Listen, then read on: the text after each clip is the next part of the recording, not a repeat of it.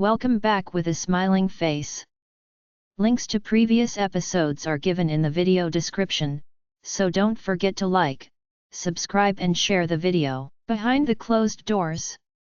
Episode 7. Chapter 57. Julian POV. I didn't want to leave but I had to. Like I said, I have things to do and an army to assemble. When Crystal left the room I was honestly confused. I don't know what did wrong and I still don't know. I asked Tracy to teleport me home and she was happy to see me off. She stayed for a while and then said goodbye. Home sweet home, I thought as I walked into my bedroom. I set the bag on the bed and walked over to the window. I have this strange need to be close to Crystal, but I shook it off. She really is something else, I thought as I watched the world from my bedroom window.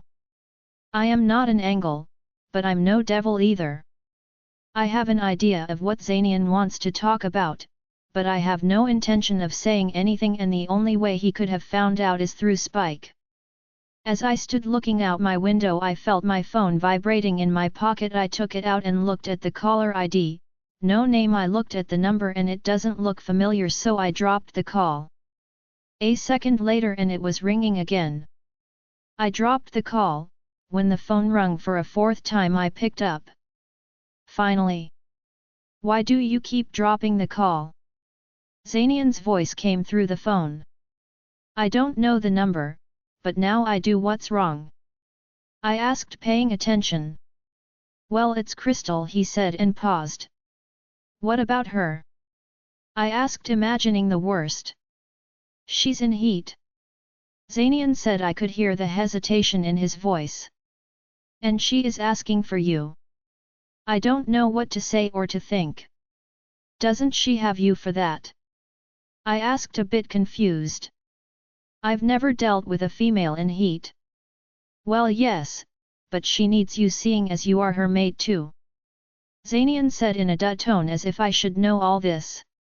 Okay, I said and dropped the call. I walked out of my room and searching for Lucy. She is familiar with wolves, so maybe she can help me. I finally found her in the library, which is the first place I came to look. I need your help, I said and fell into one of the chairs. I'm listening, Lucy said and put her book down. What do you know about she-wolves in heat? I asked and waited for the question which never came. Well, they usually go into heat when they found their mates but haven't been claimed yet, or if they have been rejected they will go into heat once every month to attract males. Okay, but how do they deal with it? I asked, feeling dumb. That is when they are marked and mated, or they just lock themselves away until it's done. What happens when a female goes into heat? Well, she is in excruciating pain depending on her rank. They get moody and they are extremely moody, even a touch can make them. Lucy said and I just stared at her. What have you done, Julian? Lucy asked me in an accusing tone. What makes you think I did anything? I asked her, pretending to be wounded. You never asked me anything and now your questions are too precise, Lucy said and stared at me through narrow eyes.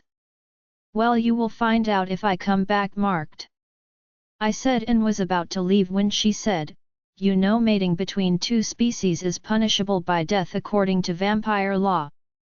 I turned around and stared daggers at her. I towered over her and said, if you say anything to anyone I will personally rip your head from your body, and if you run I will find you, I said in my authoritative voice, which she cannot deny or defy. She moved back and lowered her head in submission. These laws are getting on my nerves. Who are they to decide who can and who cannot mate? I have to do something about that when all of this is done. I turned around and left without a second thought. As I got closer to the pack I slowed my pace because getting caught is the last thing I want. What would I say? I cursed when I smelled Tracy and stayed back for a while until she said, Julian. I didn't have a choice, I had to come out from behind the tree and face her. No use lying or trying to hide it from her. She will eventually find out, might as well be from me. Tracy POV. My life has become so confusing yet so fulfilling at the same time that it sometimes overwhelms me. I have everything I could ever want and so much more, then why am I not satisfied? I thought to myself as I stop and look up at the sky. After I took Julian home, he was looking a bit disturbed. I wonder what happened. I didn't want to ask because then I would sound nosy, so I will just wait until he comes back. I haven't seen Zanian after we had a talk in his office, and now he is in the room with Crystal. Why wouldn't he tell anyone why she was in the hospital? I don't buy the crap about she wasn't feeling well because she is the strongest person I know. Zane has finally dropped the fact that I kissed Julian, and he is even happier now and much more attentive to me. I asked him what is going on, and all he said was, "I'm so lucky to have you, and to think I almost," and he stopped. He never finished his sentence, and I doubt that he will. I was walking around the field just killing some time when I heard someone approaching, and fast too. I moved to where the person will enter and waited. The footsteps became slower, and now he/she is walking. I smelled the air and said, "Julian." Just then he came into view looking like a kid caught with his hand in the cookie jar. "What are you doing back?" I asked, confused. "I came to, oh for heave's sake just spit it out," I said, impatient because everyone is lying to me. Julian gave a sigh and said, "Crystal is my second mate and Zanian phoned she is in heat." "I'm here because, well, you know," Julian said, and I was stunned into silence. What do I say to this now? Julian was staring at me to say something, and I have nothing, absolutely nothing to say. "Well, this is big. Good luck," is all I said and turned to leave. "Please don't say anything yet. I already had to threaten someone today," Julian asked in a pleading voice. "I feel bad for him because he has his coven and some of them still live under vampire law." "I won't," I said and walked off. What do I do now? I asked myself and went in search for Zane. Did he know? Is that why he's been acting weird? This is a very weird situation and I don't know how I should feel. Suddenly everything made sense. Crystal was never in the hospital because she was sick. She must have tried to reject Julian or Julian her. I walked into the house and upstairs to our room. What a big mistake. I walked into the room and closed the door. I found Zane on the bed looking scared. "I'm scared to go out," he said and put the pillow back over his face. "Yeah, well," was all I could say to him. "Did you know Julian has a second mate?" I blurted out before thinking. Zane looked at me and smiled a sly smile. "Yes, I know, but I don't know who," he said and looked at me. "Hey," I said and nodded my head. He shot out of bed and looked at me. "How do you know?" he asked, looking scared. "He did. I caught him trying to sneak in." "Did he say who it is?" Zane asked. I looked at him and nodded my head. "But I can't tell you," I said. "Why not?" "I'm your mate," Zane said and gave me puppy dog eyes. "Because he asked me not to," I said and sat down on the bed. Zane went on and on and on, and then he finally said, "If you love me you would tell me," and he looked at me pouting. I finally gave up and said, "You are listening to it." He looked at me confused and I thought he will never get it until he finally fell back and started laughing. "You want to tell me Crystal is his second chance and Zanian is sharing," he said through tears. When he saw I wasn't laughing he sat up and said, "You're serious? Dead serious?" Zane whipped his eyes and said, "Zanian must be angry. Well, he did call Julian and said Crystal is in heat," I said and shrugged my shoulders. This is truly something, a vampire, wolf king, fox, and white wolf. That is a mouthful and a head full. Zane said and gave a sigh. Zanian POV. I was losing patience when Julian kept dropping the call, so I kept on calling until he finally picked up. The conversation was fast and I felt very awkward. Never in my life have I had to call another man to satisfy my woman, and certainly not Crystal. I walked back to the bed and said, "He will be here soon." Crystal was trashing around, groaning, and sweat covered her whole body. I tried everything and it is not working, so I finally gave up and went to wet a cloth, wiping her down. When the cool cloth hit her skin, she moaned and inhaled sharply. As I sat there staring at her, I know what is to come. She marks him or he marks her, either way once they mark there is no going back. Crystal began whimpering and I know she is in pain, but I can't do anything until Julian gets here. I was wiping her body once again when the bedroom door opened and Julian stepped in. He closed the door and took a deep breath. I could see his eyes change from their usual blue-green to gold. He looked at me and then at Crystal and her lust-filled eyes landed on him. He looked over her body as she laid there open for display and moved closer. I have no idea how to do this, I thought as I saw him undressing. This is so weird, I thought as I clear my throat and get off the bed. Once Crystal stood up, I knew exactly what I had to do and I did it. I walked over to her, capturing her lips with mine and kissed her deeply. Everything else just fell into place. Crystal POV. I woke up with sunlight hitting my face and warmth spread around me like a blazing fire. I tried to move my arms and realized I couldn't. My body feels like it has been hit by a train. I groaned and tried to turn around, but I am stuck. I looked to my left and saw a sleeping Zanian and smiled at how peaceful he looks. I looked to my left and saw a sleeping Julian and he too looks so peaceful. I looked up at the ceiling and it's as if my brain just kicked in. Julian is in my bed. I looked again to make sure I saw correctly and I did. I started moving around trying to get them to let go of me, but my efforts were in vain for they only tightened their hold on me.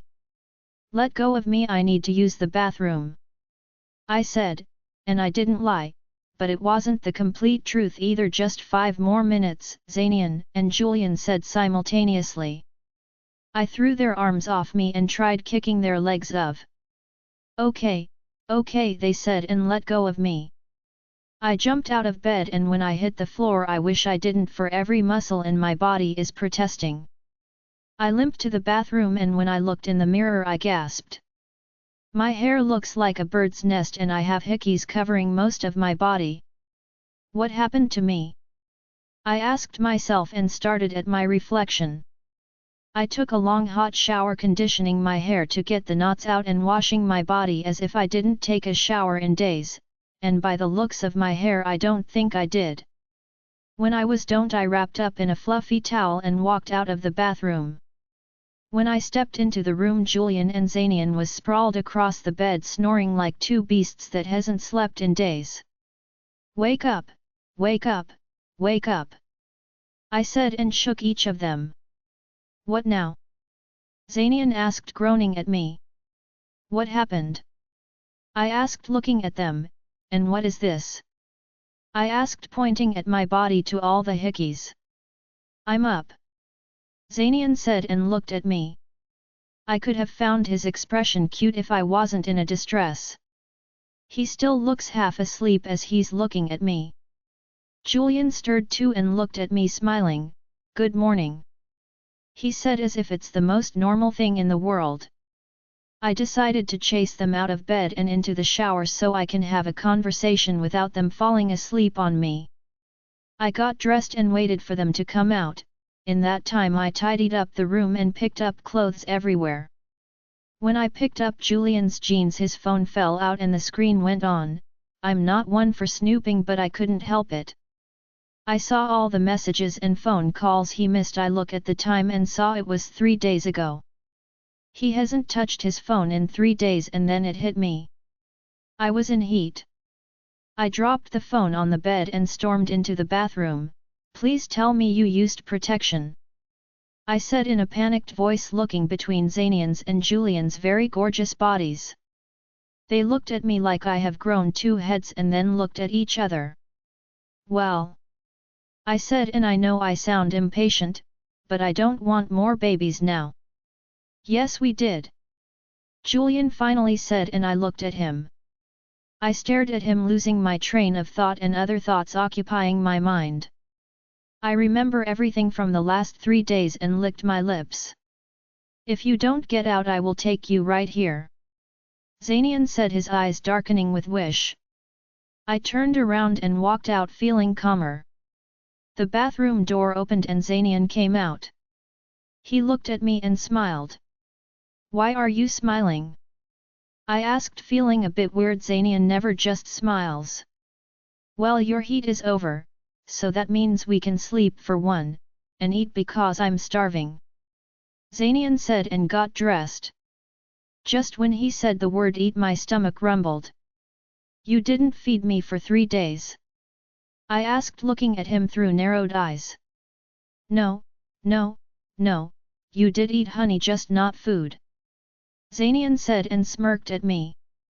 I could tell my face is red from blushing by the way Zanian started laughing at me.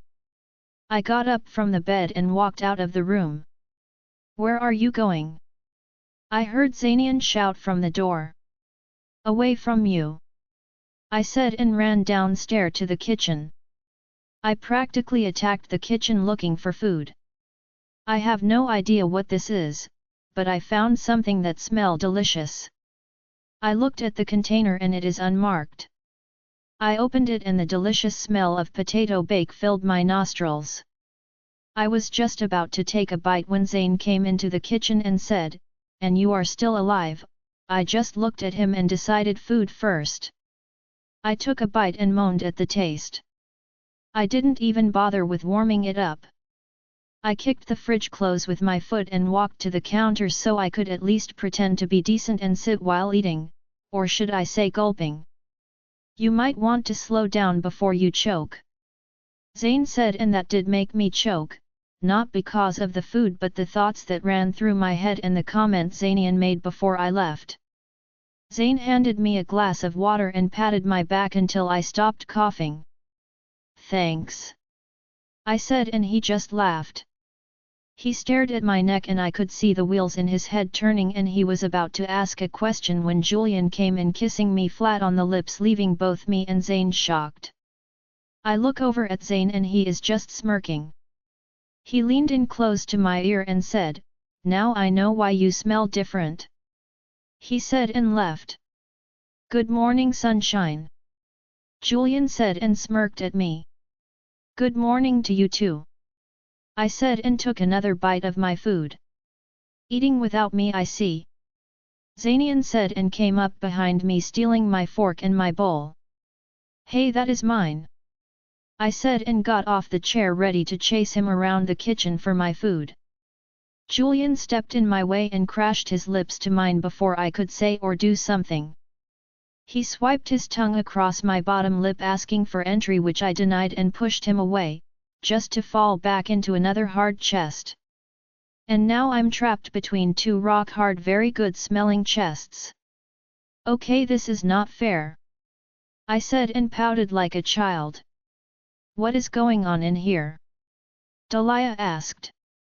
I didn't even see her come in, let alone hear her. All 3 of us looked over at Dalia and I used that as a chance to escape. "Well, you see, Zanian stole my food and I was chasing him and then I got ambushed," I said, giving her my most innocent look and smile. She stared at my neck and her jaw dropped. "What happened to you? It looks like we're at war with a paintball gun," Dalia said and took a step closer. "So the rumors are true, huh? Julian is really your mate?" Dalia asked, looking at the 3 of us. I swallowed hard and now I just feel guilty because I know what comes next. "Why didn't any of you tell me?" Dalia said and looked at Zanian. "I've known you my whole life and you couldn't even tell me one thing." "We were trying to figure this out, still am by the way, and this is just a weird situation and we didn't want to get anyone involved before we knew more," Zanian said. Well, let me know when you have it all figured out because to me it looks like already do. Eliza said and looked at me. Why didn't you tell me? She asked, and now I just feel worse. I didn't know what to say and just looked at the floor. The girls are sleeping with the boys and has been for the last 3 days while you were getting marked and made it again. Eliza said, and she doesn't sound angry, she actually sounds amused. I looked at her and said, I'm mated, not marked. Nope, you are marked. I smelled you the minute I walked in. Your scent is now mixed with apples and ginger. To say you smell like a fruit salad would be an understatement. Eliza said, and I just stood there. I spun around and looked at Julian. He was looking everywhere but at me. You marked me? I asked in a high-pitched voice. It was kind of hard not to when you kept begging and eventually blackmailed me. Julian said, and I didn't believe a word he was saying. Zanian cleared his throat and said, Raven wasn't in heat, Roxy was, that is why you didn't want me, but Julian. She was out most of the 3 days. I stared at them open-mouthed and in shock. This can't be happening. I thought to myself and then looked at Julian. I'm too scared to ask, but I have to. Where did you mark me? I asked and waited. I'll show you. Julian said and held out his hand for me. I placed my hand in his hesitantly and asked, why can't you just tell me? Because you will want to see it. He said and led me upstairs. We walked into the bedroom and he closed the door. Take off your shirt. He said, and I did. Look in the mirror. I did as he said and stood in front of the mirror looking at my reflection, again.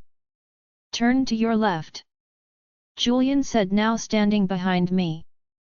I turned and there it was. It looks like a freshly done tattoo of a blood moon with a sword through it and a royal crown at the hilt. What is that for? I asked, pointing at the crown. I didn't want you to show the mark to anyone before you knew the truth. What truth? I asked, confused. I am the one and only true vampire king. My family were born royals and ruled for thousands of years until Tracy's bloodline was born. A war broke out and my parents gave up the throne in order to save my life and the lives of many other innocent creatures. When William took over as king after my father denounced the throne, they were kicked out of the kingdom. A few years later I was born and didn't know of my heritage until I found out by accident. I never believed it, so I confronted my mother and father about it and they tried to lie until I showed them my tattoo, and that is the only reason they told me the truth. When they were done I was angry at them for a long time because I didn't understand the sacrifice they had to make to save my life and many other, so I became ruthless, uncontrollable and very dangerous. Everyone knew my name and they feared me. My father used that without my knowledge to become powerful and feared. Years later I met Tracy, the only daughter of William and Rose, and before I knew her she already knew my family. I found out what my father has done through her and every name he gave me, saying they were terrible humans, vampires, wolves, you name it, was actually the people he was trying to get rid of in order to get what he wants. So I left home for a while and came back to total chaos. My father himself has killed many innocents who didn't know where I was. So I wanted out from under him, and the only way I could do that was dying. I grew close to Tracy because she could help me, not knowing that I would develop feelings for her, and the minute I realized it was too late. I had her help me to fake my death but make it real so that they can bury me and think I died. That was the only way to get out from under my father, and I left, never even looked back. I stood there speechless as Julian told me his story, and I almost felt like crying because he has lost his home and was brought up with a lie the same as Zanian. I didn't know what else to do, so I walked up to him and threw my arms around him, hugging him close. Julian POV mating Roxy was the happiest 3 days I've ever had. I could finally feel what it feels like to be with your mate and make love until the sun comes up and sets again. I felt what it feels like to have your mate next to you when you wake up, knowing she will be there when you go back to sleep. I was never one for love stories, but I am beginning to like the one I'm living. All this is still so new to me that I'm not sure what to expect as the days go by, but one thing is for sure, Julian Carmelo is falling for Crystal Stoneheart first. When she woke up I could feel everything she was feeling and I very much wanted to comfort her. Now I know why wolves sleep for at least 2 days after their mate's heat is over. The way she kept us up burned all my energy and I made the mistake of trying to leave once for feeding and I will never do it again. Xanian is a wolf and wolves are very close to dogs, so they don't eat when their mate goes into heat and the males doesn't leave the female's side either. After Xanian and I was so rudely woken up and forced to have a shower I felt better, still hungry but better. I feel fresh and clean and today is a new day and now the world will know I am mated. I didn't want to mark Crystal while she was in heat because I wanted her to give consent, but when Roxy rook over and begged me I tried holding back because I have been feeding from her seeing as I wasn't allowed to leave and that too with difficulty, but when she blackmailed me into marking her I couldn't hold back anymore. I marked her on her hip because I knew then she can't mark me. I want Crystal to mark me, not Roxy, because then I know that Crystal accepts me too. When I saw her eating in the kitchen I just couldn't stop myself, I had to kiss her. I know Zane was standing there and I know everyone will find out sooner or later, and thanks to my super hearing I heard that he wanted confirmation, so I gave it to him. I had to stop myself from laughing at Crystal's expression. She looks so cute when she is left shocked and speechless. We fooled around for a bit until Delia came in and made the conversation turn serious.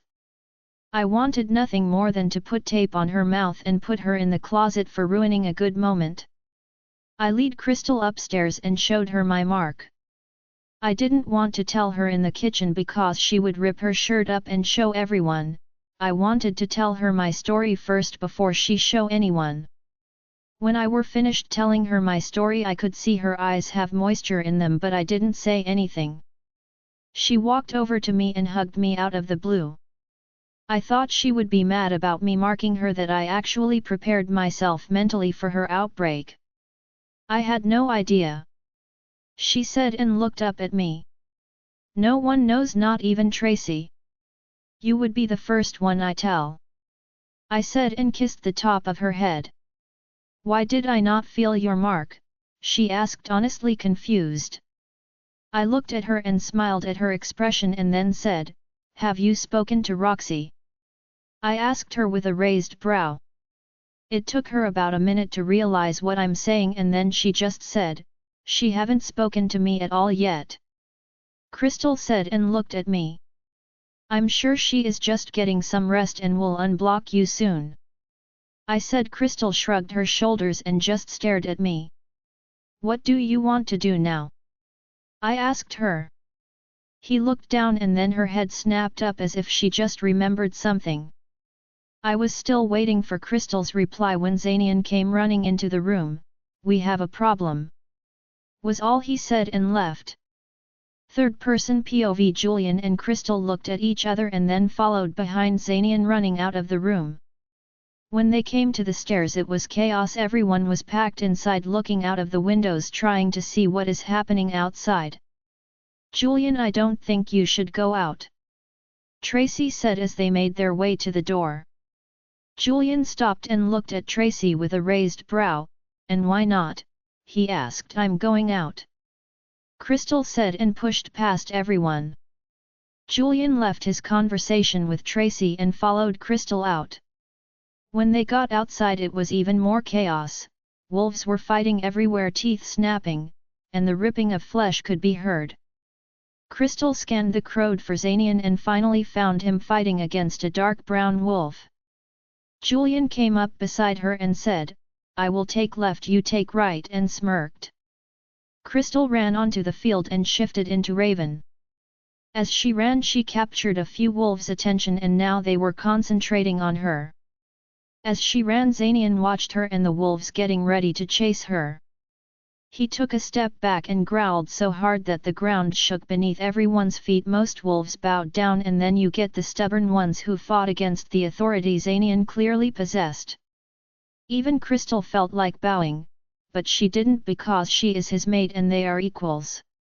When Zanian looked up, he looked at the wolf he was fighting and shifted into his human form. He looked at the wolf and said, "Shift now." Using his alpha voice, which everyone knows cannot be ignored. When the wolf shifted, a man stood up and glared at Zanian with so much hate. "Who are you?" Zanian asked. "The guy who will bring your head to the queen." The guy said, looking at Zanian. Julian walked up to stand beside Zanian. The wolf took a look and snarled at Julian, baring his canines. "A vampire on wolf territory," the wolf said and took a step back. "I will ask again, who are you?" Zanian said, sounding impatient. The wolf spat on the ground in front of Zanian and he lost control, moving with wolf speed, snapping the wolf's neck before he could even raise a hand. The wolf's lifeless body fell to the ground and the others started retreating, running back into the woods. "Follow them and make sure they don't get far," Zanian said, and many wolves took off behind them, including Julian and Crystal. Zanian took a look around and saw that no one of his pack was hurt or dead, meaning the training is paying off. Zanian POV: I watched as Julian and Crystal left the kitchen walking towards the stairs. Eliza was still standing there staring at me. "I'm sorry I didn't tell you," I said, and she just nodded her head and then she left, leaving me standing there. I looked at the bowl I stole from Crystal and put it down on the counter. I already saw Crystal's mark, but I don't know the story behind the mark and I didn't ask either. I was just standing there looking out of the kitchen window when Zanian came running in saying, "We have trouble. Wolves are coming, most of them are rogues," he said, leaving, and I followed behind him. I saw that Eliza and Tracy are already chasing the wolves into the house, leaving just the warriors. I stepped out and saw the wolves coming out from between the trees. There is about 20 of them, which is not much if they are planning an attack. I ran back inside using my wolf speed to go and call Crystal and Julian and went back out. When I got outside, the fight already started. I shifted into blaze and was caught off guard when a wolf ran into me, sending me crashing to the ground. I got up and shook my fur out, looking in front of me at the wolf who dares to take me on. When I saw the dark brown wolf, I could feel power rolling off him, but it's nowhere near as strong as mine. The fight started and he was too predictable. I matched his every move with one of my own. I grew tired of this wolf and took a step back. I roared, letting my power seep through my voice, making my pack whimper and bow. As for the other wolves, some of them lowered their heads and some were challenging me by fighting my call. The audacity of this brown wolf is just beyond me. He comes into my home and spites on my ground. He wouldn't tell me who he is, so I figured he isn't that important. Before he could make a move or block me, I snapped his neck and watched his lifeless body fall to the ground. I looked up and saw the rest retreating, running back into the woods. "Follow them and make sure they don't get far," I said, and watched as everyone took off, including Crystal and Julian. I looked around the field and saw that none of my pack was injured. Instead, there were a few lifeless bodies lying around. I started dragging them and putting them on one spot. What that man said keep repeating in my head, "The guy who will bring your head to the queen." This can only mean one thing: Eliza made the first move. If it's a fight they want, it's a fight they will get.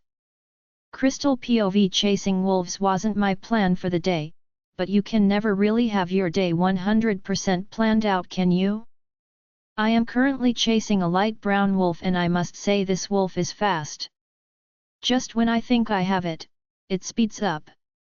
I was starting to lose patience very fast.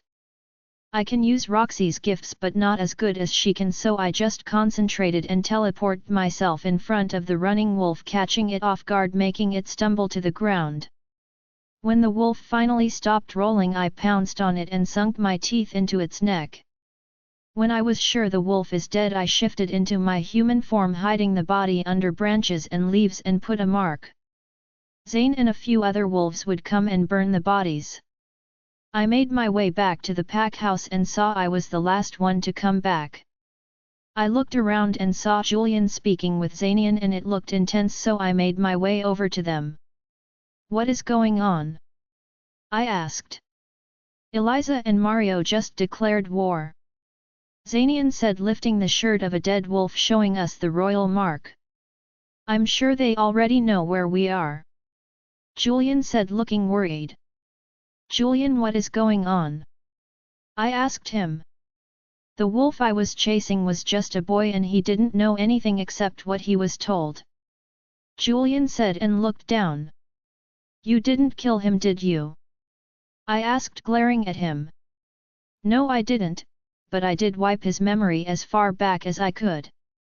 So he will have a bit of amnesia and blank spots. Julian said in defense, and I just looked at him. Where is he now? Zanian asked. He went back to his pack. Julian said and shrugged his shoulders. What are we gonna do about this? I asked and waved my hands around. We will get ready and take the fight to them before they come here. Zanian said and walked off. Eliza POV, it's been days and we still haven't found anything. We've searched every part of the unmarked territories on the map and found nothing. I've heard back from multiple pairs saying they haven't found anything and they are going home. Mario wasn't keen on the idea that I'm going out to search. At first he tried convincing me, saying, that is why we have warriors, so that they can do the heavy work and we just give orders. I haven't been out in so long that I forgot how big this forest really is and how beautiful it is. As a girl I was always outside so much that my mother made up a story about monsters that comes and takes little girls who plays alone after dark. Taking a trip down memory lane is the last thing I want to do. I thought to myself as I made my way back home. I was almost home when I got a link from one of the groups we sent out. I think we found them. Gavin said. He is our head warrior and also the strongest. What do you mean, you think? I linked back. Usually wolves cannot link when they are this far apart, but royalty wolves can link however far they are as long as they are still in the same state. The last unmarked territory on the map, we just got here and the smell of rogues are everywhere. Gavin linked me back. Okay, get a closer look, but do not, and I repeat, do not let them see you. I said, knowing that he will try and do something stupid. There is vampires here. Gavin said, and I stopped in my tracks. Vampires and wolves don't get along, so why would there be vampires? What do you mean? I asked. We masked our scent and got up into a tree closest to the border so we can see, and the smell of a bloodsucker hit my nose. Okay, Gavin, I want you to see if you can see anyone that stands out. No, everyone here looks like ordinary wolves. Gavin said, and I started thinking, we have to make sure that is the right pack before we kill more innocents. Gavin, I need you to create a scene and make sure to look out for a girl with long silver hair. If you find her, you will find him. I said and waited. The link went quiet, so I shifted and ran home. Once I got home, I shifted back into my human form and pulled an oversized shirt over my head. It's been almost half an hour and I still haven't heard anything from Gavin. Gavin, did you find them? I asked over Mind Link, and all I got back was, yes, it's them. And the link closed. I tried linking him a few times, but I heard nothing back.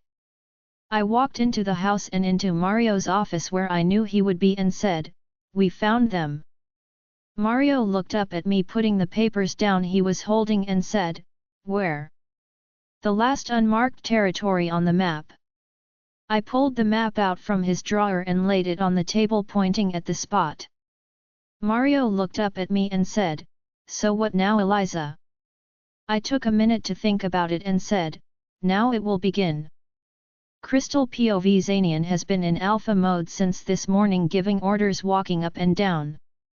I'm currently in our room getting dressed after I had a very relaxing shower. No one expected a fight, and certainly not from royals.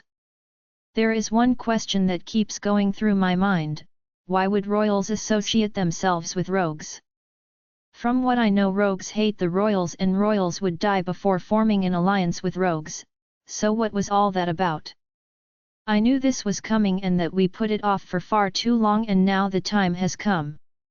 It's either kill or be killed. I walked out of the room and stopped in front of Zanian's office. I could hear he is on the phone, so I just opened the door and walked in. I sat down on the couch and waited for him to finish. When he was finally done, he let out a long breath and walked over to me. Tyler will be here with his wolves in the morning, Zanian said, and took a seat beside me, laying his head on my lap and throwing his legs over the armrest. I dragged my fingers through his hair, trying to relax him a bit. "How are you holding up?" he asked me. I knew that this will happen, it was just a matter of time, I said, and honestly I never thought that they would come looking for us. Zanian tilted his head back so he can look at me and said, "Yeah, well, they found us, so I will rather take the fight to them and keep the members staying behind safe, than have them come here." I stared at him for a minute and smiled. "What are you smiling about?"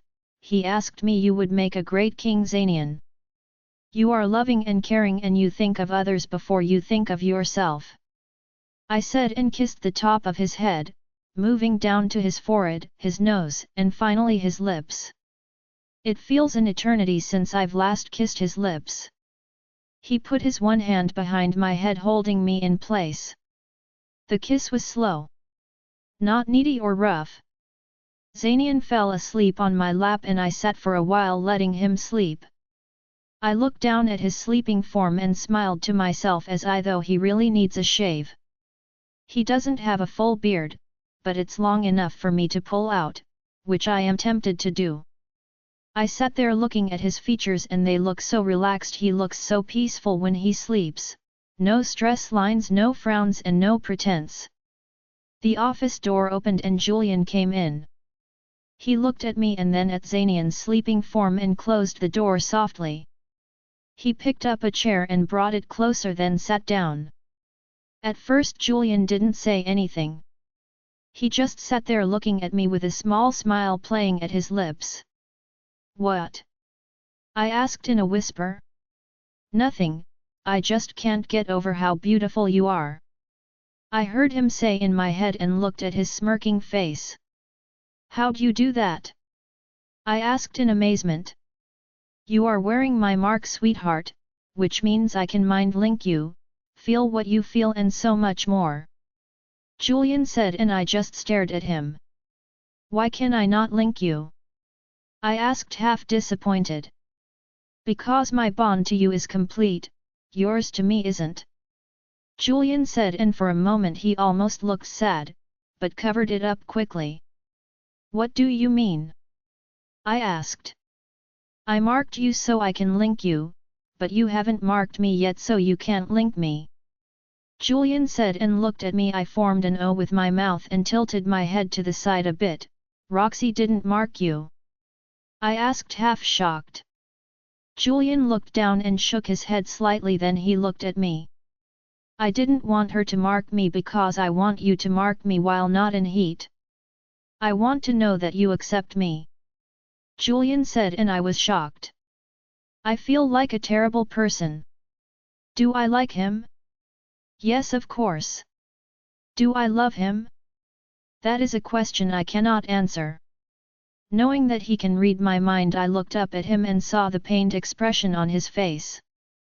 "Julian, I just need some time. If you were in my shoes, wouldn't you need some time?" I asked, feeling my eyes tear up as I saw the pain behind his eyes. He got up to leave, but I grabbed his hand. "I'm not rejecting you, I've already accepted you. I just need a little time. Can you give me that?" I asked, and his eyes lightened up a bit. He leaned down and kissed my lips before he pulled away and said, "I'm leaving later today, but I will be back tomorrow or the day after." I watched as he walked out of the office, closing the door behind him. "I will give you all the time you need," came Julian's voice in my head. I smiled and laid my head back. I was looking at the ceiling thinking about random things when Zanian jumped up looking bewildered. He rubbed his hands over his face, looked at me. "Hey, are you okay?" I asked him, getting up from the couch. "I know what I have to do," he said, and left, leaving me behind feeling confused as ever. I groaned to myself and followed behind him. I hate when he does this, I thought to myself as I follow him into the room. Zanian POV: getting ready for a war is by far the most difficult thing I've ever had to do. To make sure everything and everyone is ready and that the plan is solid is not easy. When I left the field, I went straight to my office, knowing we will have less than a week before the royals come here.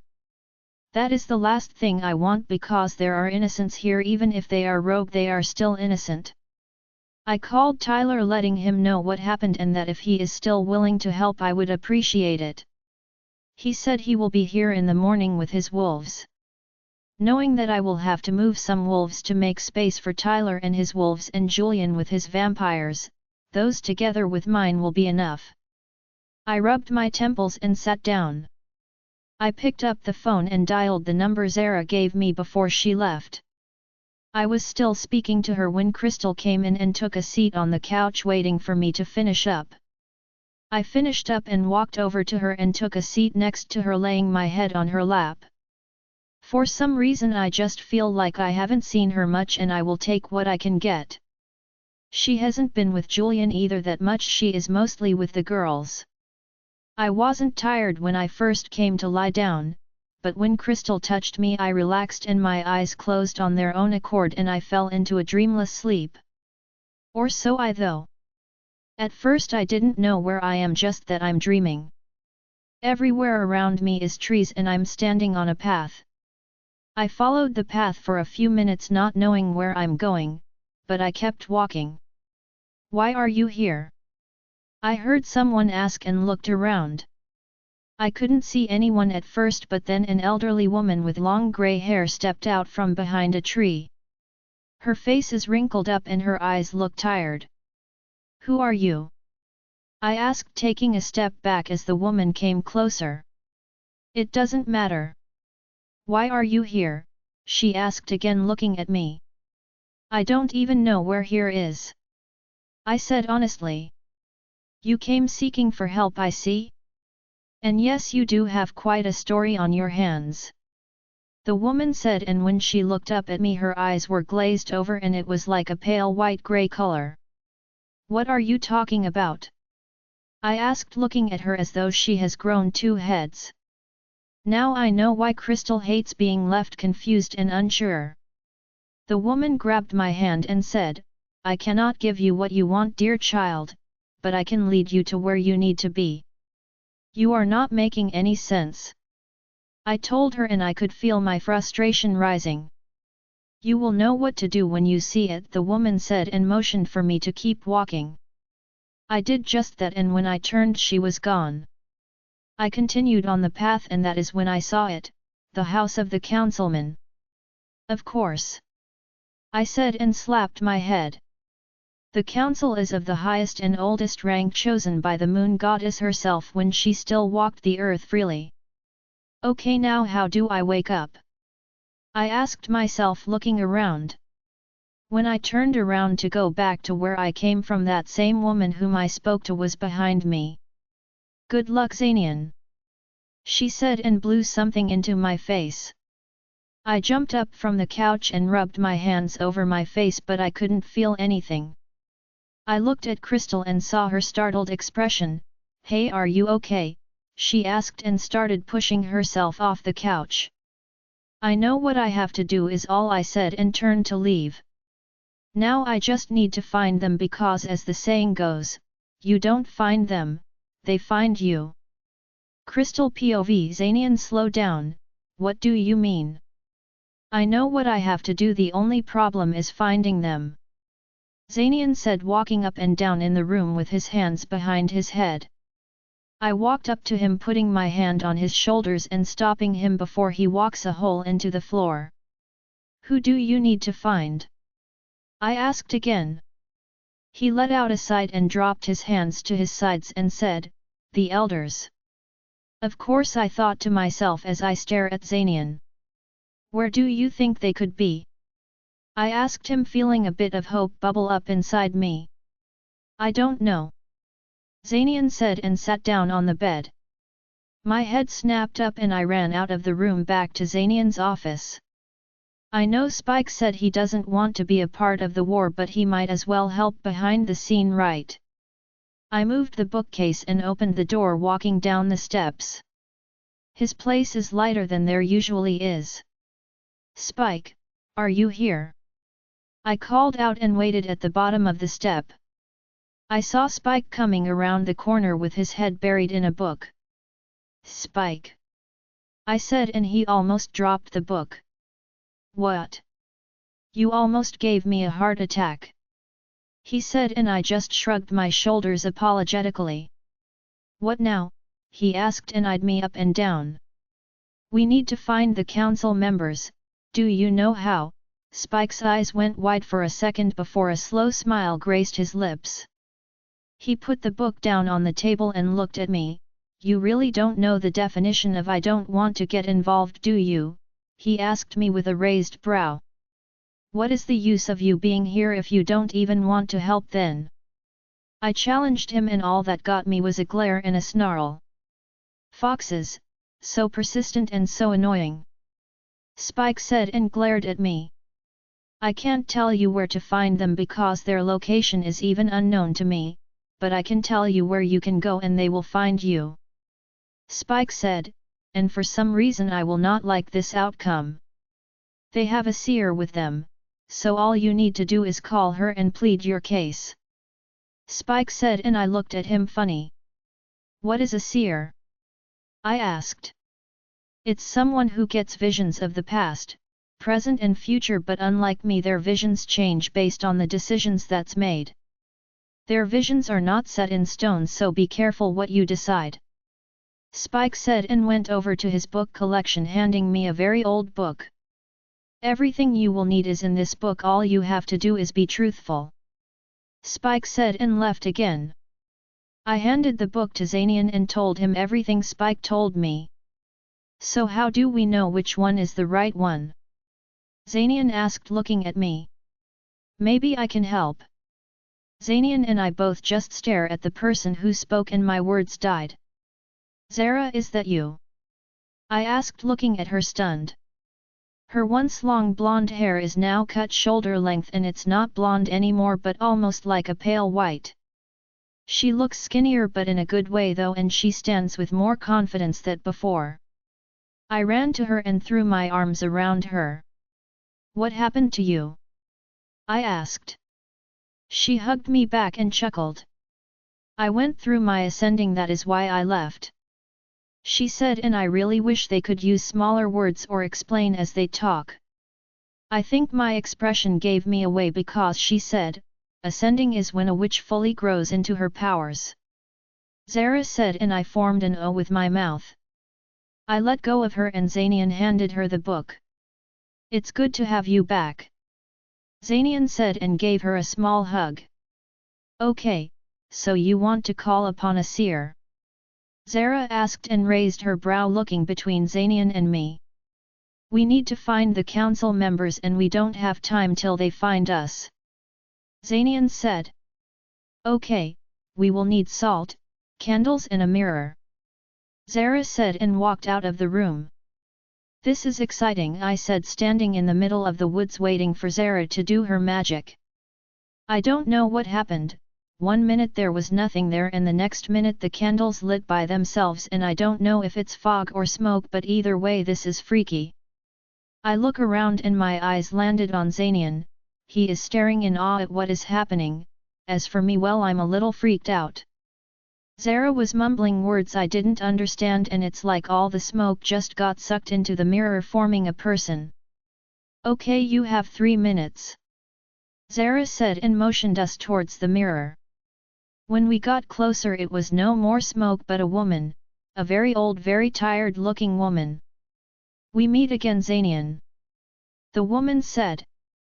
How is this possible? Zanian asked, but just shook his head instead. We need to call a meeting with the council members. Zanian said, looking at the woman. I was just standing there confused as to how they know each other. And how will you do that? The woman asked. By finding them. Zanian said in a tone. The council members cannot be found. And that is for their safety unless you forgot about the previous war that almost wiped them out. The woman said, looking at me. Please, another war will start in less than a week and innocent people will once again pay. I said, looking at the woman. When she looked at me, I don't know what she saw, but all she said was, the last fox. Her eyes went wide for a second before she said, a meeting will be set up, you will know where to be in 2 days. And then she disappeared and everything went back to normal. I looked at Zara and she too was just staring at Zanian. Care to explain how you know her? Zara said, crossing her arms over her chest. Zanian scratched the back of his head nervously and said, I dreamt about her. You did what? I said in a voice a bit too high. This is good. Zara said, causing me to stare at her open-mouthed. How is it good that my mate dreams about creepy old woman? I asked, shocked. That means the council knows what is going on, or at least some of it. A seer never just walks into someone's dream without a purpose. Zara said and looked at Zanian. Did she blow something into your face? Zara asked and stepped closer. How did you know? Zanian asked. You didn't find her by accident, she called out to you. Zara said and started packing up. So now we just have to wait 2 days and see what happens. Zara said and walked off, leaving us to follow. Julian POV, I'm telling you I don't care, Lana. She is my mate and I will stand with her until I die or she wishes me away. I shouted, starting to get angrier by the second. Mating between wolves and vampires is forbidden by the oldest laws known to vampires, Julian. Lara said, as calm and collected as ever. I wish I knew how she can always be this calm. You don't understand. I said in a low voice, letting my emotions flow through. What do you mean, Julian? Lara asked and came to stand next to me as I took a seat on the first couch I could reach. I'm not mated to a wolf. Yes, it's one body and a wolf is involved, but I didn't claim the wolf. I said, looking down at my entwined fingers, taking a deep breath. I claimed a fox. When I heard Lana gasp, I looked up to see her staring at me in surprise or horror, maybe both. What have you done, Julian? She asked, and I didn't know what to say. Instead I just lowered my head. I did what anyone would do if they find their mate. Tell me, Lana, if the tables were turned and you found that your mate is a wolf or whatever, would have turned around and walked away? I asked, trying reversed psychiatry on her. I don't know what I would have done, Julian, but I would never go against our law. I looked at her and said, well, the law is changing because you remember Tracy? I asked and saw Lana thinking, then she nodded her head. Well, she is mated to a wolf from the same pack as my mate. I said and watched her expression change from confusion to surprise. What is happening with our world? She asked and fell down on the couch a bit too dramatically. Just don't tell anyone about this yet, I will deal with the vampire royals in time. I said and exhaled loudly. So what do you need me to do again?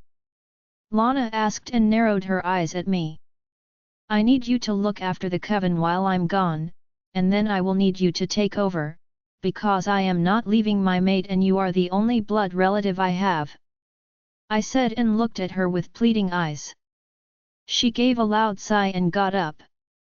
So you are seriously standing in this war?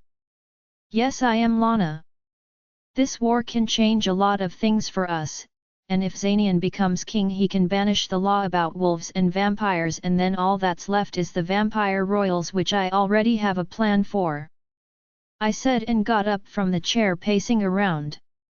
You know that the throne is ours by birthright? Lana said while looking at her nails. Yes, and I know why our mother convinced father to give it up.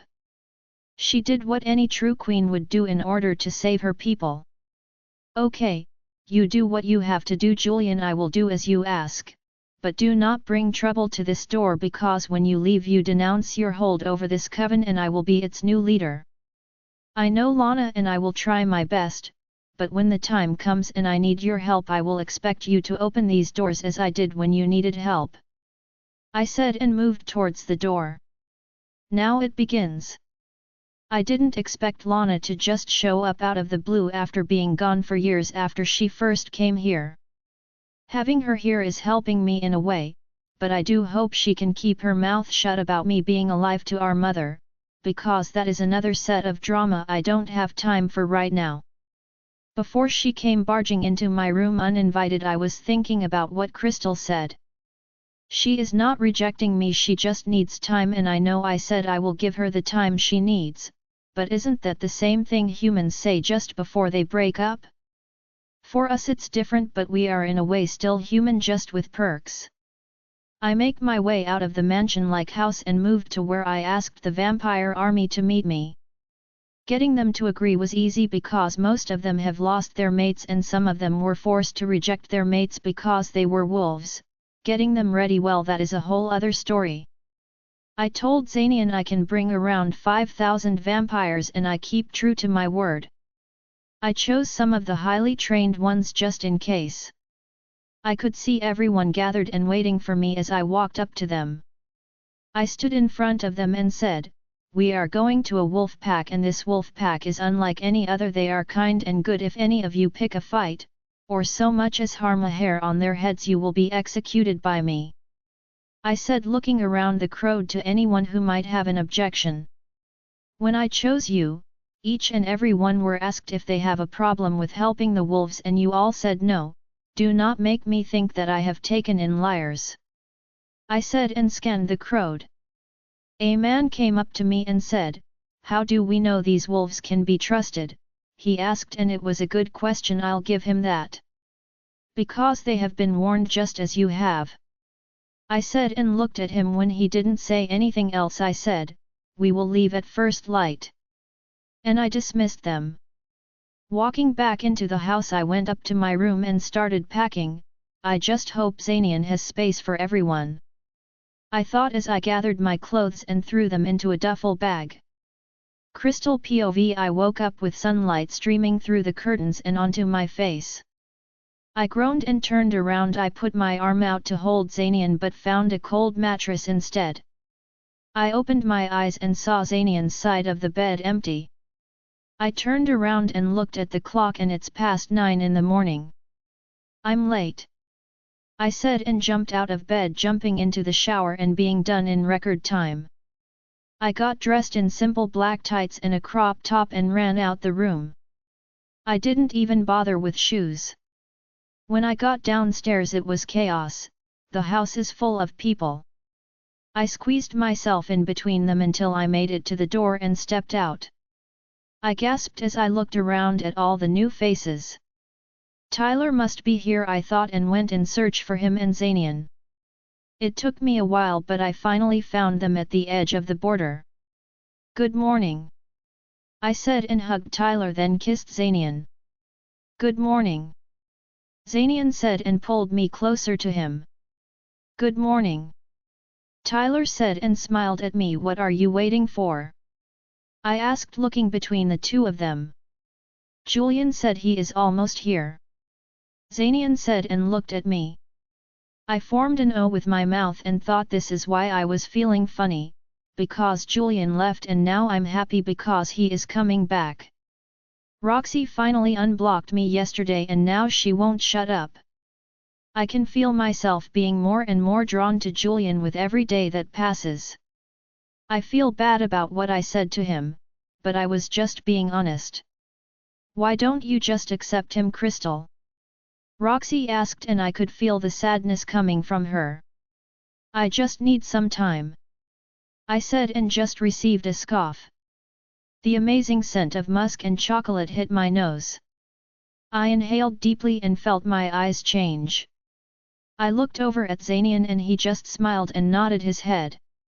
I ran towards the smell and when I saw him I jumped into his arms and claimed his lips with mine.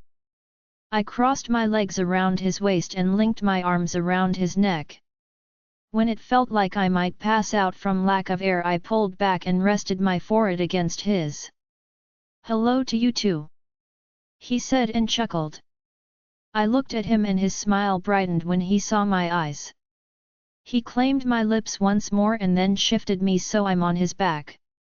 I kept my arms around his neck and rested my chin on his head. "I missed you," I said, well more Roxy than me, but I can't deny that I've missed him too. When Julian stepped up to Zanian and Tyler with me on his back I didn't miss Tyler's shocked and confused expression. I jumped off his back and pecked his lips before I made my way to a very shocked Tyler who is staring at me with his mouth open. "Yo, what?" he stammered and looked at me, his eyes as wide as saucers. "It's a long story, but I have 2 mates," I said and patted Tyler's back as he started choking. "You what? Since when?" Tyler asked, his voice rising a bit. "Almost a month," I said and shrugged my shoulders. I ignored Tyler and focused on Zanian and Julian. "Welcome back," Zanian said and shook Julian's hand. Julian exhaled loudly and said, "It is very good to be back." And he winked at me. "Okay, let's go, everyone is waiting," Zanian said and started walking back. I moved to walk in between him and Julian, receiving smiles from both of them. Zanian looked down at my feet and then at me with a raised brow. I smiled slyly and shrugged my shoulders. I didn't even notice the vampires following behind until I heard whispers.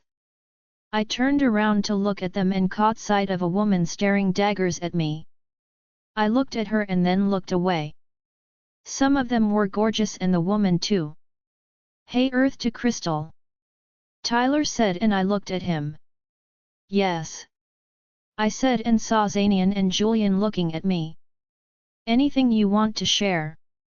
Julian asked with a raised brow. "Nope," I said, popping the pea. He looked at me and just nodded his head. Zanian POV. I couldn't find it in my heart to wake Crystal knowing she hasn't been sleeping well since Julian left, so I left her to sleep for a bit longer. I snuck out of bed as softly as I could as not to wake her. I took a shower and went downstairs for some breakfast. When I got downstairs I realized I haven't even made space for the newcomers. I moved towards the door and was stopped by Zane. "It's already taken care of," he said and smiled brightly. I looked at him confused and asked, "What is taken care of?" "Space for the newcomers. Everyone is already moving and tents are being set up for those who don't want to share," Zanian said and I felt like hugging him. I exhaled and said thank you. My stomach grumbled and I really need some food, I thought, and turned around. It's only 7 and Tyler said he will be here at 8. Julian still hasn't called, so I have time for breakfast. When I walked into the kitchen the sweet aromas of food filled my nose. I saw Maggie scurrying between pots and plates. "Good morning, Maggie," I said and was greeted with a warm smile in return. "Good morning, Zanian," she said and handed me a plate filled with delicious-looking food. "How did you know?" I asked and took a seat at the aisle. "I heard your stomach from the front door," she said and laughed when I looked at her with wide eyes. "I'm kidding. I just thought you might be hungry," Maggie said and continued with her cooking. I never appointed Maggie to cooking duties, she sort of just took over and said the kitchen is hers and she has been cooking ever since. I took a bite of the bacon and moaned as the taste hit my tongue. I don't know how she does it, but the bacon is just the right amount of crispy and it never loses its taste. After I finished eating I walked out into the yard and waited for Tyler to arrive. When he did, everyone stood and stared at the wolves getting out of the cars and some coming from the woods. I waited for everyone and then finally I saw Tyler coming out from behind a tree, being the last one. He scanned over the crowd and looked at me smiling. I met him halfway and shook his hand, welcoming him back. He took my hand and sniffed me. Yes, he sniffed me. "You smell different," he said and pulled back a bit.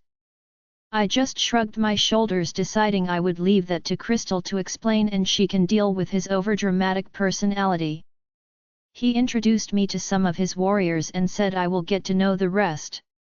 He didn't bring his beta or gamma, leaving them to protect their pack and keep Chris sane. I addressed his wolves, welcoming them and explaining the sleeping arrangements, and if there are any questions they are welcome to come and talk to me, Zane or Tyler, and he can speak to us. I heard my phone ringing and took it out of my pocket. Looking at the caller ID, I see that it's Julian and answered. "Zanian. We're almost there," Julian said, and I dropped the call. I addressed Tyler and his wolves, explaining the situation with the vampires, and at first they were a bit reluctant, but warmed up when I said Julian is a friend. I looked at Tyler and he just raised a brow at me, shaking his head. I asked him to walk with me to where Julian will come in, and that is where we stood until Crystal came up to us. The first thing I noticed was she is barefoot. She almost never walks barefoot. She came and kissed me, and I could feel her excitement through the mate bond. I saw her sniffing the air, and when she looked at me her eyes were purple, and I knew I can't keep her from going to Julian, so I just nodded my head and she ran off. "Where is she going?" Tyler asked me, looking confused. "You will see when she comes back, and you can bombard her with questions," I said, just so he is clear on that. When Julian came into view, I saw Crystal on his back, smiling like a small kid. I looked over at Tyler and I could have laughed out loud at his expression if I didn't have to be formal. He looks like a deer caught in headlights, his eyes almost popping out of his sockets. Crystal jumped off his back and walked over to Tyler, and I mentally wished her luck. I spoke to Julian and looked at the vampires behind him. "I've been thinking for a while that yes, we met through a messed up situation, but this can be the start of a good friendship between vampires and wolves, like it was many years ago before the war that ruined everything." We made our way into the courtyard with Crystal walking in between us, and when we stopped she was no longer following but looking at the vampires. I tried speaking to her, but she didn't hear me, or she is ignoring me. I looked at Julian and he tried speaking to her, but she didn't answer him either. "Hey Earth to Crystal," Tyler said, and that seemed to snap her out of her daze. "Anything you want to share?" Julian asked. "Nope," Crystal said, popping the pea. I looked at her with a raised brow and just shook my head. I turned and spoke to everyone, even the wolves that gathered to gawk at the vampires. I laid down some rules. There will be no fights. Any fights between anyone and you will be put in the dungeons until this is over. No mocking or teasing or making fun of anyone. And please keep your masculinity problems in place. No one is above anyone and everyone will be treated as equals," I said, and looked over the crowd. I looked over at Julian and asked, "Is there anything you would like to add?" He shook his head and pulled Crystal to his side, staring at a female vampire. Crystal looked up at him and smiled. "Come on, we have some catching up to do," I said to Julian and Tyler, motioning for them to follow me. Zanian POV. After we left the field yesterday, I told Julian and Tyler about the council and the woman in the mirror. To say Julian was mad would be an understatement, because now they will know about the union between two species, which is illegal, he kept shouting, pacing up and down in my office. I don't have any words to reassure him that nothing will happen, because I myself am not even sure. It's the council, so how bad can it get? Crystal was a nervous wreck and she too doesn't know what is coming. She tried calming Julian and talking sense into his head before he did something he will regret. With every step he took, the anger became stronger and his eyes were changing back and forth between blue and gold, letting us know that his beast is on the service. Tyler has been quiet, just staring at Julian, Crystal, and me with an open mouth. We have a bigger issue on our hands and I don't have time to worry about a vampire going on a killing spree because something isn't going his way. I asked Crystal to calm him down before a fight breaks out. Like wolves, vampires can feel when their leader is upset and will go on defense. She took his hand and pulled him out of the office. When they were gone and the door closed, Tyler looked at me and asked, "And you are just going to let them walk off?" I noticed his worried expression and shrugged my shoulder. He is as much her mate as I am, I said, and for once I actually meant it. Today is a new day and we will know exactly what is happening as soon as Zara comes back. She has been up most of the night trying to figure out exactly what she is going to tell the council and how they might react. With them nothing is ever set in stone. And now with us forming an alliance with vampires, I'm not even sure if they would be interested in knowing what is going on. I am currently outside looking over everyone to make sure no fights break out, and so far so good. Nothing major happened except a few of Tyler's wolves found their mates here in our pack and 1 or 2 vampires took a liking in she-wolves. I spotted Delia under a tree with the babies and walked over to her. I know we haven't spent much time with the girls and as soon as all of this is over they will see our faces so much they will fake sleeping just to get rid of us. I thought and chuckled softly to myself. Finally, Delia said and rolled her eyes at me as soon as she saw me. "Hello to you too, Delia," I said and sat down, picking Hazel up and putting her in my lap. Yeah, hello," Delia said, and I could hear the sarcasm in her voice. "What crawled into your food?" I asked with a raised brow. "You try sleeping with a yard full of vampires and strange wolves," Delia said in a tone. Like I should have known that is her problem. "Well, why don't you move into the room across from us?" I asked, knowing her answer. "No thank you. I will rather stay up out here," she said and laughed. "How have you been?" I asked, being serious for a second. "I will be better if I know what is going to happen tomorrow or the day after, and it's pointless asking you because I'm sure you don't even know," Delia said and smiled sadly. I know how she feels because this uncertainty of what tomorrow may bring is what bothers most of us, and now even worse that the council might come here. I stayed and played with the girls for a while when I saw Zara walking into the house. I got up and excused myself and walked over to the house. When I stepped in, Zara was standing there as if she knew I would follow her.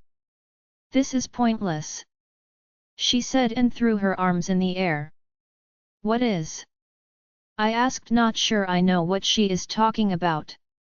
"I can't find a single thing to say to them without them getting mad. Every solution I have their reactions might change," Zara said and rubbed her temples.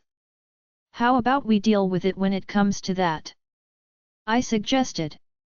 Her head snapped up and she glared at me. "How will that work, Zanian?" she asked. "We answer all their questions," I said and shrugged my shoulders. "Shouldn't you be more worried?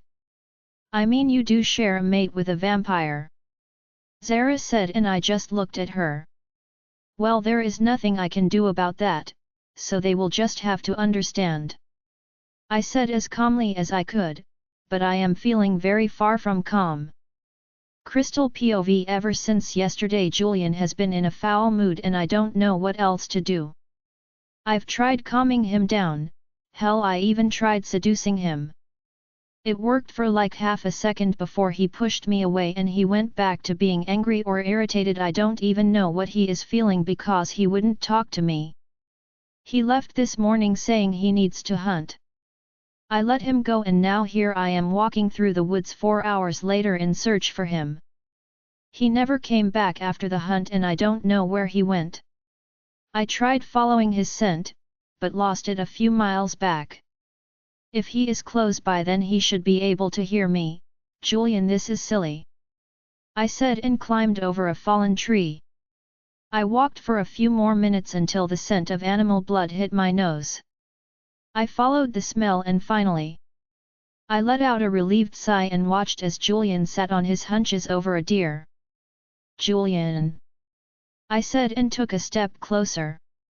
When he turned and looked at me, his mouth had blood dripping from it and his fangs was still out and his eyes were a deeper gold than I've ever seen. He looked at me and licked his lips. I should be grossed out by this or at least cringe at the blood, but I found it fascinating and couldn't bring myself to stop staring. I took a step closer and he hissed at me. Julian hissed at me. I gave him a deadly stare and crossed my arms over my chest. I don't know what is going on with him, but he got up and stood in a hunched position looking at me as though I'm his next meal. I wouldn't lie, my heartbeat picked up and I'm feeling very uncomfortable by the way he is looking at me. Julian, you're scaring me, I said and took a small step back. It's like he is in predator mode. He didn't even blink when I spoke. He pulled his lips back, revealing his very sharp fangs still stained with blood from the deer. Julian, I said again, panic evident in my voice. He crouched lower, getting ready to run or jump. I took a step back, not knowing what to do, and my mind is blank. Okay, deep breath. He won't hurt me, right? I asked myself, and right now I'm not even sure of that answer by the look he is giving me. If I weren't a creature, I would have missed his movement and I would have been his next meal. He started running and was almost in front of me when I teleported myself behind him, watching as he ran into the tree. The impact he hit the tree with made the whole tree shake. He straightened and turned to look at me and I could see the hawk expression on his face, but it was gone within a second. Julian, I asked, looking at him, hoping he is back to normal. His mouth moved into a skew smile and he launched at me again. How hard do you need to hit a vampire for the beast to retreat? I thought as I sat in a tree above him with my scent hidden. I watched him searching for me, smelling the air and looking around. I almost felt bad for him, but he will definitely be hearing from me when he is back to normal. I can leave and go home, but I don't want to because he might hurt someone innocent while in this state. At least I know I can take care of myself. I left him to search until I could feel him changing, going into a less murderous state. When he rubbed his temples and let out a sigh, I spoke, "You back to normal yet?" I asked, and the way he jumped told me he didn't expect to hear me. He spun around, looking everywhere except for up. "I'm up here," I said, and watched as he took a step back and looked up. When he caught sight of me sitting on a branch, he looked surprised and guilty. "Crystal," he said and looked at me. "You normal yet?" I asked, repeating my question. He nodded his head and I teleported myself out of the tree and stood behind him. I saw him looking around frantically and I chuckled. I never knew a vampire could get a fright. When I chuckled behind him, he jumped and tripped, landing on his butt. He looked up at me and he didn't look amused, even though I was bent over as I laughed. "Serves you right for trying to kill me," I said when the laughter subsided. Julian looked at me with horror and jumped up. He put his hands on the sides of my face and turned my head from side to side. When he let go, he let out a relieved sigh. "What are you doing?" I asked him, looking at him confused. "What are you doing here?" he asked, half angry and accusingly. "I came looking for you after you just took off, and then I found you only to have you trying to kill me," I said, folding my arms over my chest, glaring back at him. "I told you I needed to hunt." "What if you got hurt?" he asked, lowering his voice. "I can take care of myself, you know," I said, smirking at him. I walked up to him and kissed his cheek. "Let's go home," I said, and took his hand. He looked down at me and said, "Before we go, how did you do it?" he asked, and I smiled. "You'll see," I said, and teleported us home. Julian looked around and stared at me in wonder. "Anything else I should know about?" he asked with a raised brow. I can see memories and I can run very fast and I'm very strong. I said and saw the proud look in his eyes. Amazing! He said and claimed my lips with his. When he pulled back I said, let's go home. We walked past the trees onto the yard and it was chaos. It took me a while to even collect my brain enough to get my legs to work. I looked at Julian and he was already staring at me. I shrugged my shoulders and we walked towards the house. I saw Zanian talking to Zane and he looked calm. I walked over to him pulling Julia with and stopped next to him. He smiled at me and looked at Julian, you okay? Zanian asked and just received a nod from Julian. He turned back to Zane and finished his conversation. When he was done I looked at him and asked, what is going on? While you were out Zara came back and in the middle of the fit she was having we had a visit from the Seer and she said the council will be here by nightfall. Zanian said looking between me and Julian. What Julian said shocked me and all my words drowned in confusion at his sudden attitude change. Well, we can't hide forever. Julian said and smiled down at me. Zanian POV okay, so I will start from the beginning.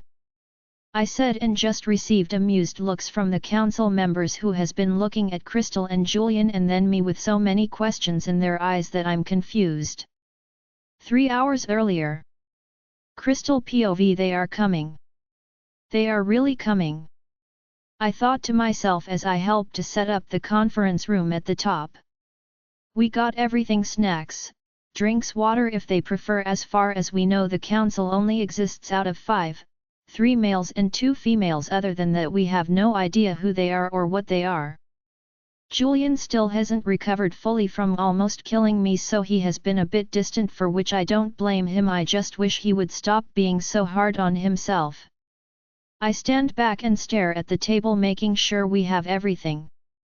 Most of the wolves and vampires who had their tents in the front had to move them to the back. The rooms on our floor has been cleared out and cleaned for the council and the kitchen upstairs has been fully stocked, as well as the bathrooms in each room. We have no idea what to expect from the council or if they would even stay. How is everything here? Zanian asked as he came up hugging me from behind. I relaxed and laid my head on his chest. When all of this is over we need a vacation, I said and felt his chest shaking as he chuckled. He kissed the top of my head and left again. After an hour and a half of setting everything up it is finally done. I looked at my watch and it's an hour and a half before they arrive. The house has been cleaned from top to bottom, everyone jumping in to help. Maggie has been behind pots the whole day saying she is going to make something special for the council, maybe it would soften their hearts. I laughed at that, because I doubt that food can do that. Whatever she is cooking smells amazing and mouth-watering. I tried to have a peek, but got chased, so I left running out the front door. When I stepped outside, training was in full swing and the numbers grew. Everyone was in training now, even the vampires who volunteered. Tracy was the trainer yet again and Zane her sparring partner. I smiled at them and went off looking for Julian. The way he just disappears is beyond me. I searched for about half an hour and then I finally found him. What are you doing? I asked when I saw him meditating. I had to take a deep breath as to not laugh out loud. I have never in my life heard about a vampire meditate. When he looked at me his eyes were a deep gold. I swallowed audibly and took a step back, groaning internally. Again? I asked and just received a laugh from Julian. He blinked for a few times and then his eyes turned back to normal. I really did scare you, he said, and his laughter died down. He looked at me and sadness passed behind his eyes. I walked up to him and said, "Scare, yes, but you are not asking me the right question," I said, and I was serious for a second. It took him a few minutes and then he asked, "Are you afraid of me?" I looked at him and smiled, because I know that I'm not afraid of him. "No, Julian, I am not afraid of you." Everyone loses control every now and then, and for us it's perfectly normal. I said, and I really meant it. We are after all wild animals who shouldn't even exist, but here we are. Are you two done? Zanian asked as he stepped forward with a smile on his face. What are you smiling about? I asked, crossing my arms over my chest. I know you are tall, but when you stand in front of Julian you look short. Zanian said and walked up to us. Well, it's not my human form that matters because I still beat your wolf's size and I tower over Julian too. I said and smirked at them when both their faces dropped. You're still not faster than me. Julian said, smiling. That's true, I'm not, but Raven is, and Roxy is even faster. I said and yet again saw their faces drop. We can go around and around the whole day, guys. Just admit it, you have an awesome mate. I said and waited for them to admit defeat. I was staring at a smirking Zanian when I was picked up and thrown over Julian's shoulder. Now who is defeated? He asked, and I smiled. One thing they don't know is I have been training with Roxy, mastering her abilities while in human form. Not me. I said and teleported myself away from them and onto the roof. Before my training I wouldn't have been able to do that without taking Julian with me, but Roxy told me how to teleport myself even if I'm touching someone else. I hid my scent and watched them from the roof. They are looking around with wide eyes. Okay, you win. Julian and Zanian admitted simultaneously. I looked down at them with a satisfied smile on my lips. Gotcha. I said and jumped down, landing in front of Zanian. He reached to grab me, but I sidestepped only to be blocked by Julian. I sighed and said, what is this? Do you two have some silent language or something? Zanian looked at Julian and nodded his head. I narrowed my eyes at them and with speed I crawled out between Julian's legs and made a run for it. I know he can catch me as he wants to, so I called for Roxy and shifted midair when I heard him running towards me. When I landed I was fully shifted into Roxy. She hasn't been out in so long that I sat back and let her take over for a while. She shook out her fur and looked at a stunned Julian. That is cheating, he said and pouted like a small child. Roxy gave a strange laugh and walked towards him. She isn't very tall, though Roxy is about the same size as an Omega wolf, not a wolf-made Omega, an actual born Omega, which is why she can move faster and she is so light. When she starts running it's almost like she is flying. She reaches Julian's hips, that's how short she is. She looked up at Julian and moved her head to the side. When Julian reached down to touch her she got down on her hunches and ran. When she looked back Julian was just standing there with Zanian now next to him. She wants to play, Zanian said and tapped his back. I saw Julian's eyes change to gold and he came running towards us. Roxy bent down and took off running towards the woods. We played like this for a while until she grew tired of winning. We waited for Julian to catch up, but we never saw him, and then all of a sudden we were tackled and rolled downhill. When we finally stopped someone landed on top of us and we were looking up into a smirking Julian. Gotcha, he said and got off me. Roxy got up and shook her fur out, glaring at Julian. Zanian POV. I just chuckled to myself when Julian and Roxy ran toward the forest. I haven't seen her in a while and every time I see her she takes my breath away. I watched them disappear and made my way to the house. The council shout be arriving any minute now. I looked up at the darkening sky, getting even more nervous. I rubbed my hands together and looked over at Tracy giving training. She changed the times, so now training is from 6 to 8 in the morning and again at 5 to 8 in the evenings. Blaze started getting on edge, pacing up and down in my head with his ears down. I looked around and that is when I smelled the different scents. They are here, I said and walked off to where they would enter. I waited for a few minutes and silently played that Crystal and Julian would be back soon. I saw first one figure and then another stepping out from behind the trees and stopped in front of me. The two men that looked at me are very intimidating and I had to fight against Blaze as not to fall to my knees in submission. Feeling very nervous I said, "Welcome to our home." I said and bowed my head out of respect. "Ah my!" a woman said, which caused me to look up. A woman with long brown hair approached me. "You look just like him," she said and then hugged me. Yes, this strange council lady hugged me.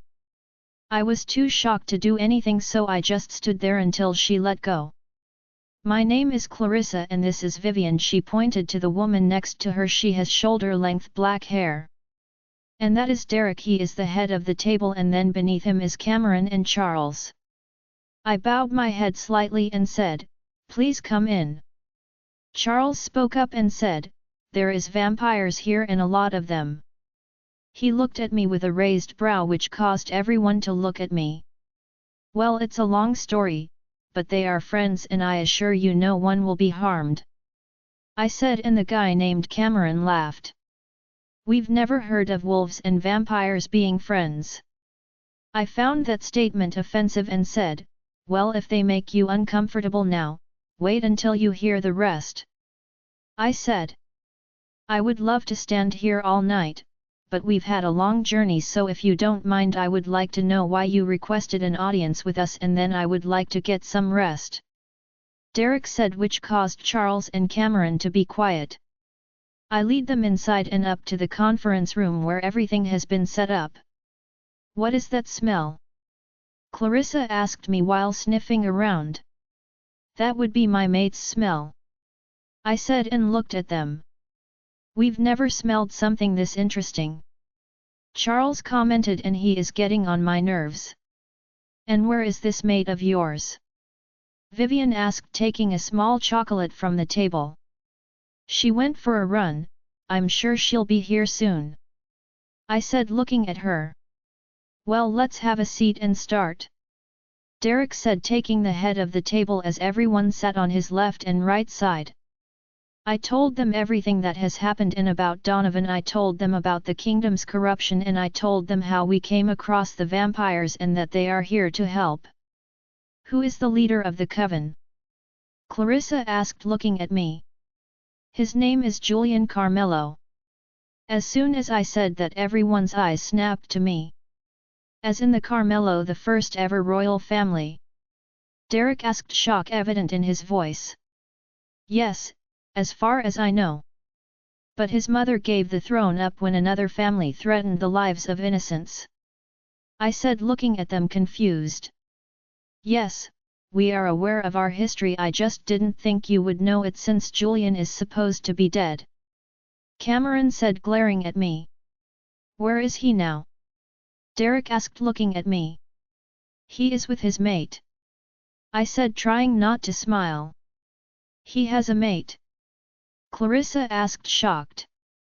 "It's a confusing story," I said and started explaining. His first mate died during the mating process, then he found his second mate on one his long-lost friends whom is mated to a wolf named Zane, but then everything changed and the mate bond died between the two of them and a new mate bond was formed with someone completely different. I said, and I'm sure I must sound crazy and I think they think so too by the way they are staring at me. I took a deep breath and exhaled loudly. There is no going around the bust with this. He is mated to my mate, or at least a part of her, I said and looked around the table at their open mouths and shocked faces. Just when I was about to say something, the door opened and Julian and Crystal came in. When their eyes landed on me, they both smiled and then Clarissa stood up. "This can't be," she said, staring at Crystal through narrowed eyes, which caused Julian to take a protective stance in front of her, baring his fangs. "Mating between two species is forbidden," Derek said to me, standing up from the table. Crystal came out from behind Julian and looked at Derek. "So is killing innocent people, yet here we are," she said and sat down. "What is your name, young lady?" Vivian asked her.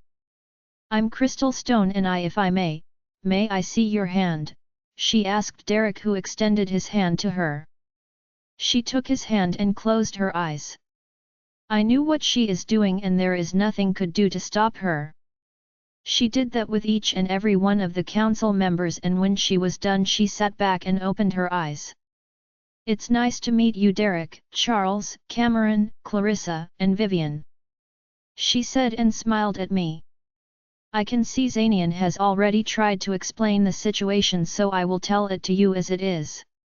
I have two mates because I am a hybrid. Zanian is the mate of my wolf, Crystal said, and her eyes flashed blue-green, and this time without the purple. Her name is Raven and she is a white wolf. Julian, on the other hand, is mated to my fox, Crystal said, and her eyes flashed purple, casing the council to gasp. As far as I know, I'm the only fox left, Crystal said and looked at me. I looked around the table at everyone's shocked expressions and said, okay, so I will start from the beginning, I said, and just received amused looks from the council members, who has been looking at Crystal and Julian and then me with so many questions in their eyes that I'm confused. Zanian POV, so that is the whole story, I said, and looked around the table at the elders. How do we know you are speaking the truth? Derek asked and stared at me. Because I have no reason to lie, I said, and looked over at Crystal. She has been quiet throughout this whole meeting and Julian was just staring at everyone. How is it that your pack is the first pack in over 2,000 years that unites two species even though it's punishable by death? Clarissa asked, and by the looks of it she is the one who has more brains than the lot of them combined. I thought to myself and saw Julian trying not to laugh. I looked at her and said, I don't know. Strange things has been happening to my pack ever since I started forming it. Yes, we picked up on the scent, although everyone here is a rogue, no one looks or smells like a rogue. How come? Derek asked. I don't know, I said, and I wish I did because I was hoping they could give me the answers I wanted. Does anyone else know about everything that is going on? Vivian asked, and for the first time I had an answer. Only those within these walls and on these grounds knows what is going on, I said, and she just nodded her head. I looked at Clarissa and said, when you saw me for the first time you said, I look just like him. Did you know Odin? I asked, waiting for her to answer. She looked at me and smiled. I was there the day he found his mate. Believe it or not, I was so happy for him. But something seemed off, and when I went back a couple years later they told me he died and his mate ran away. So I left it at that. We never knew he had a son, Clarissa said, and looked at me with a sad smile. We used to be very involved with the kingdom before the war happened and the species were still coexisting, but after the war the council split up and we became a target to those who wants all the power, Derek said, and crossed his arms on the table. We are well aware of our history. What we just don't understand is how you elder could have missed the fact that innocents were being murdered for knowing too much, Crystal said, and stared at Derek. You know, I grew up being bullied and hated, then I got rejected by my mate and I died. If my mother was still alive that would have never happened, but she got killed for protecting her mate in a fight against rogues in the kingdom, the same kingdom you expect us to have respect for. So excuse me, it may sound a bit disrespectful, but where were you when all that happened? Crystal asked, looking around the table. Careful, young lady, you might be a fox but are still superior to you. Actually you are not. Foxes are the superior species, that is why they were hunted down, because their nature was to rule and not be ruled, Crystal said, and I could feel the tension building in the room. Vivian stood up and looked at Crystal. We are sorry for your loss and we cannot change the past, we can only better the future, but trusting a fox is a bit too much to ask. Well, you should know since you have fox blood, but no fox, Crystal said, and gasps were heard around the table. Vivian stared at Crystal, and if looks could kill then we would all be dead.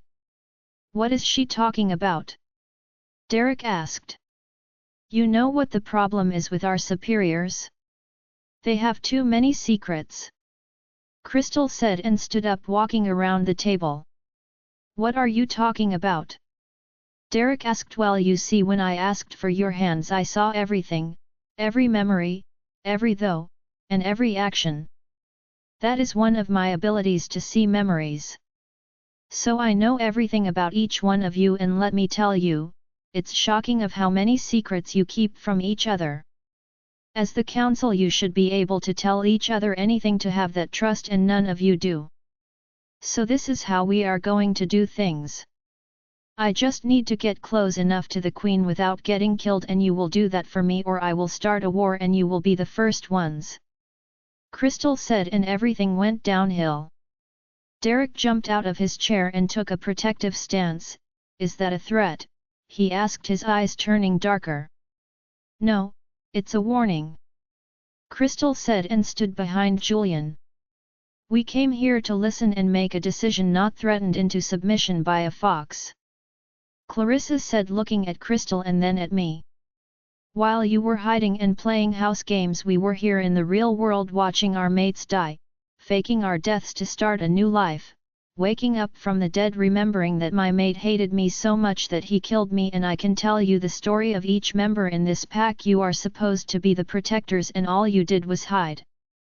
Crystal said, and I could feel her emotions are all over the place. What do you want us to do? Clarissa asked, walking over to Crystal. I want you all to support us and stand with us. Crystal said, and she calmed down a bit. And how do we do that? Vivian asked. We don't want a war, but one already started. Queen Eliza sent royal wolves and rogues to attack our pack, and that alone declared a war. Crystal said, looking around the table. Okay, we will stand with you, but if this turns out to be a war, then you will bear full responsibility for it. Derek said and got up from the table. You can count on our support, as for now I'm tired. Derek said and moved towards the door. Your pack is truly an interesting pack, Xanian. Clarissa said, and they all followed behind Derek, with Crystal taking them to their rooms. Crystal POV: I didn't mean to get angry and talk so rudely to the elders, but they need a wake-up call to realize what is happening. My anger got the better of me and my mouth just would stop talking. I realized that threatening the council could have deadly consequence. I was speaking the truth. I smelled Vivian even before I took her hand. She has fox blood in her, but she doesn't have a fox. I was shocked when Clarissa spoke up. And I see now that she has more brains and emotions than the rest of them. Derek had a straight face throughout the whole meeting, whereas Cameron and Charles kept looking at us strangely, almost like they are judging us. After the meeting I showed the elders to their rooms and said good night. I was about to leave Clarissa's room when she asked to speak to me for a second. I followed her in and closed the door behind me. So you are a fox, huh? A very special one at that. Clarissa said, and I just looked at her confused. I will explain. Do you know the history of foxes and how they came to existence? Clarissa asked. I know some of it, but I didn't even know I had a fox until a year ago. I always thought I just had a split personality. I said. Clarissa looked shocked for a moment, and I explained about my father and what he did to suppress my fox, making my wolf dominant. Wow, you really have a story and a half to tell, don't you? Clarissa asked, rubbing her temples. Tell me, Crystal, why is this so important to you? I mean, you have a wonderful pack here and you have a life, what else could you want? Clarissa asked, and I thought for a moment. I want to make sure that what happened to me and the people in our pack will never happen to anyone else. I want to give my daughters a life of safety, and I want the truth more than anything. I said, and saw Clarissa smile at me. For a fox you are very sincere and you put others above yourself. She said, and I laughed. A fox is only as strong as the human allows it to be. I said. Well, Crystal, I wish you all the luck, and don't worry, you won't be harmed because of your vampire mate. We were waiting for something like this to happen for 2000 years, and now that it has, things will be changing. Clarissa said, and I thanked her, because that was our biggest worry. When I left Clarissa's room I felt somewhat better. The meeting didn't go as we planned, it went better.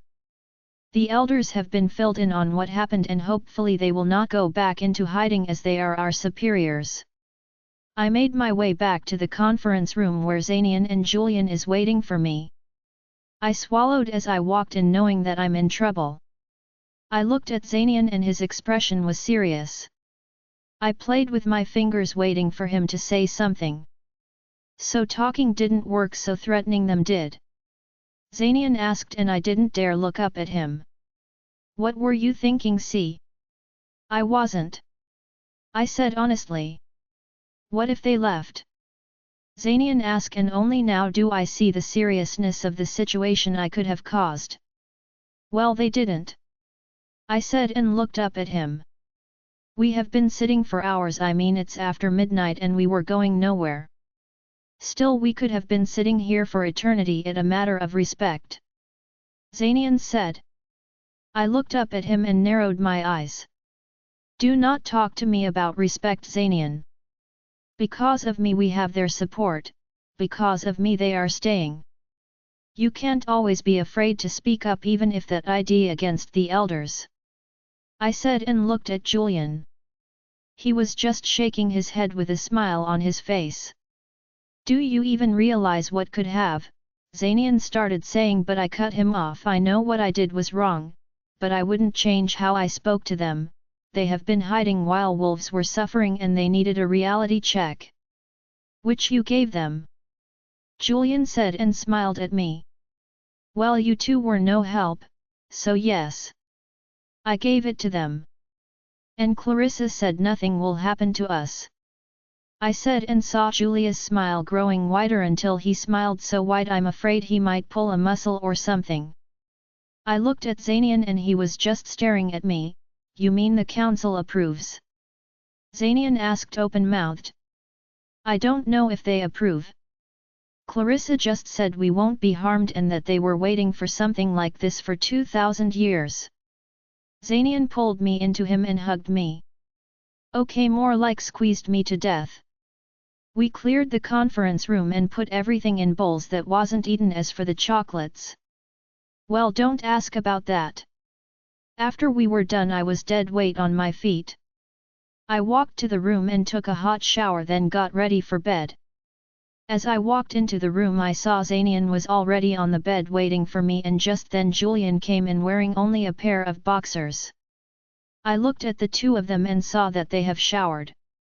We didn't want to join you because our room isn't soundproof and we have guests, so we showered in the girls' room. Xanian said before I could ask. I crawled to the middle and fell down. Xanian chuckled at soon I felt the bed dip as Julian made himself comfortable behind me. I felt two sets of arms wrap around my body and snuggled more into Xanian's chest, which caused Julian to move closer and bury his face in my hair. Good night, mates. I said, and let sleep take me. Join our Facebook and WhatsApp group for more updates, link is given in description. Rest audiobook will be continued in next episode.